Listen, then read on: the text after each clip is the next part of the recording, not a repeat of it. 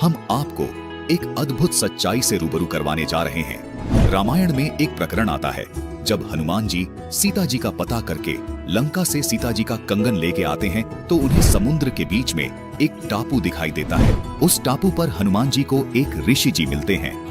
वो ऋषि कौन थे और उन ऋषि जी के साथ हनुमान जी की क्या वार्ता होती है, देखिए आज की इस विशेष 2D एनिमेशन वीडियो में। आज आपको हनुमान जी की एक अनसुनी कथा के बारे में बताते हैं। ये कहानी उस समय की है जब हनुमान जी लंका से सीता जी से कंगन लेकर वापस आ रहे थे। उनके वापस आते समय पूर्ण परमेश्वर ने उनके लिए एक लीला की। हनुमान जी को थकान और भूख प्यास सता रही थी। तभी उन्होंने देखा कि समुद्र के बीच एक टापू पर बहुत ही सुंदर बगीचा है और एक छोटा सा तालाब भी है। ये लीला ऋषि मुनींद्र रूप में विराजमान पूर्ण परमेश्वर ने की थी। हनुमान जी उस सुंदर बगीचे को देखकर सोचते हैं कि चलो स्नान भी कर लूंगा और कुछ देर आराम भी कर लूंगा। और फिर उसके बाद हनुमान जी उस बगीचे में उतर जाते हैं। हनुमान जी के पास एक कंगन था जो सीता माता ने उन्हें पहचान के लिए दिया था। उस कंगन को हनुमान जी तालाब के किनारे पर रखकर तालाब में स्नान करने के लिए उतर जाते हैं। हनुमान जी स्नान करते करते भी एक नजर उस कंगन पर रखे हुए थे, लेकिन फिर भी एक वानर उस कंगन को उठाकर भाग जाता है और हनुमान जी उससे कहते हैं, अरे ये क्या, रुको। वानर उस कंगन को मुनींद्र ऋषि के पास रखे घड़े में डाल देता है। हे राम, चलो यहां से तो निकाल लूंगा। अगर ये वानर कंगन को समुद्र में डाल देता तो नाश हो जाता। हनुमान जी जैसे ही घड़े के करीब जाते हैं और घड़े से कंगन निकालने के लिए हाथ बढ़ाते हैं तो देखकर चौंक जाते हैं। ये क्या, इसमें तो बहुत सारे कंगन पड़े हैं। जो कंगन मैं लेकर आया था वो कंगन कौन सा है? प्रणाम हो महात्मा जी, किसी बंदर ने मेरा कंगन आपके इस घड़े में डाल दिया है। कोई बात नहीं बेटा, निकाल ले जाओ। लेकिन ऋषि जी, इसमें तो पहले से ही बहुत सारे कंगन हैं। जो कंगन मैं लेकर आया था इनमें से वो कौन सा है? भले आदमी, आपका कंगन है और आप स्वयं ही नहीं पहचान पा रहे। ऋषि जी, आप तो जानते ही होंगे। दया कीजिए, मेरी पूरी मेहनत बेकार हो जाएगी। कैसी मेहनत बेटा? महात्मा जी, मैं हनुमान हूँ और लंका से सीता माता जी का पता लगा कर आया हूँ। कौन सी सीता माता का पता लगा कर आया हो? महात्मा जी, आप कौन सी दुनिया में रहते हो? भगवान रामचंद्र जी की पत्नी है सीता माता। लंका के राजा रावण ने उन्हें कैद करके रखा है। मैं उन्हें खोज कर आया हूँ। ये कंगन उन्हीं का है। उन्होंने मुझे ये निशानी के रूप में दिया था। बेटा, ये आपके रामचंद्र जी न जाने कितनी बार जन्म और मर चुके हैं। कितनी बार रावण सीता का अपहरण कर चुका है और ना जाने कितनी बार हनुमान कंगन लेकर आया है। ये सृष्टि कोई आज से नहीं चल रही है। न जाने कितनी ही बार ये घटना घट चुकी है। मुनींद्र जी की बातें हनुमान जी के समझ के बाहर हो रही थी। ऋषि जी, अभी तो मेरे पास इतना समय नहीं है जो आपकी बातें समझ सकूं। आप बस मुझे ये बता दीजिए कि जो कंगन मैं लाया था वो कौन सा है। रामचंद्र जी मेरा इंतजार कर रहे होंगे। तो बेटा जाओ और उठा लो आपका कंगन घड़े से।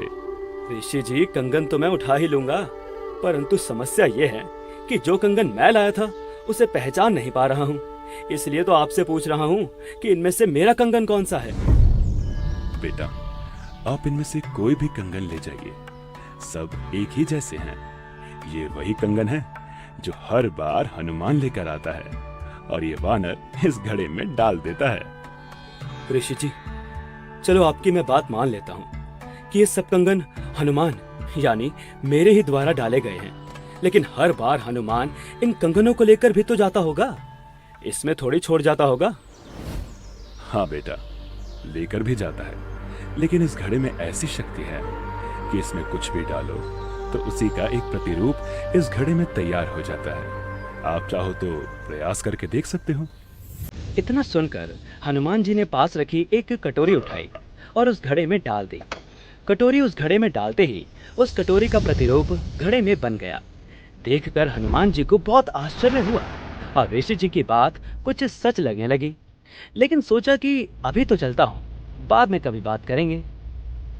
हे ऋषि जी, आप कौन हैं? आपका नाम क्या है? मेरा नाम मुनींद्र ऋषि है। इसके बाद हनुमान जी उस घड़े में से एक कंगन उठा लेते हैं और श्री रामचंद्र जी के पास जाने के लिए छलांग लगा देते हैं।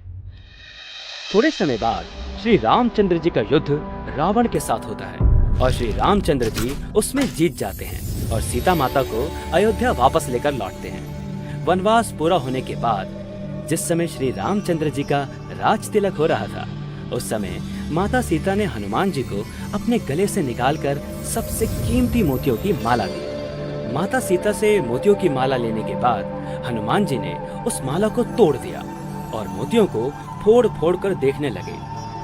हनुमान जी को ये करता देख माता सीता को क्रोध आया और हनुमान जी से वो बोली, हे हनुमान, तूने ये क्या किया? तू जानता है ये माला कितनी कीमती थी। तू रहा वानर का वानर ही, तो जंगल में ही शोभा देता है। ये सुनकर हनुमान जी को बहुत बुरा लगा और वो मायूस हो गए। माता जी, मुझे इन मोतियों से क्या काम था? मैं तो ये देख रहा था कि यदि इन मोतियों में राम का नाम हो तब तो ये मेरे काम के हैं, वरना ये कंकर मेरे किसी काम के नहीं हैं। सीता जी के इस बर्ताव से हनुमान जी अयोध्या नगरी से चले गए और जंगल में एक पहाड़ी पर जाकर बैठ गए। हनुमान जी को बहुत दुख हुआ कि मैंने क्या नहीं किया इनके लिए, और आज इन्होंने मुझे एक छोटी सी बात पर इतना लताड़ दिया। हनुमान जी के अयोध्या से लौटने के उपरांत कुछ दिन बाद हनुमान जी की भेंट एक साधु से होती है। राम राम भाई हनुमान। राम राम महात्मा जी, आइए बैठिए। और सुनाओ हनुमान।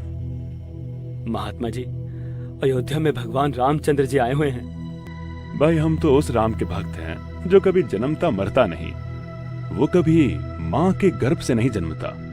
ये राम जी तो ना जाने कितनी बार जन्म और मर चुके हैं। अच्छा, यही बातें मुझे एक मुनींद्र नाम के ऋषि जी भी कह रहे थे। जब मैं लंका से लौट रहा था तो वो मुझे एक सुंदर बगीचे में मिले थे।